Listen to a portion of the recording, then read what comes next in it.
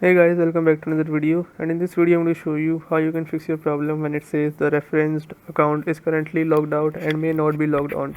So how you can fix this, let's get started. First, on the same screen you have to press shift and hold on to it, and then go over to your system startup settings and then restart your PC.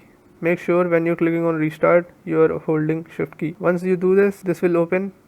After restarting your PC, just click on troubleshoot, click on startup settings, and then click on restart. Once you do this menu will come in front of you. You have to enable safe mode. Press 4 on your keyboard and then your system will boot up again. Now what you have to do is restart your PC on normal mode. Once you do that, your problem should be solved, and if your problem still occurs, so make sure to comment down below so we can bring a detailed guide on this video. Alright, that's it for today's tutorial. I really hope this video helped you solve your problem or learn something new about your PC. My goal on this channel is to make everything about computers simple and easy, whether it's fixing errors, downloading software or any game, boosting performance of any Windows or any game, or understanding new tools. If this video was helpful in any way, don't forget to hit the like button because it really motivates me to keep bringing you more useful content.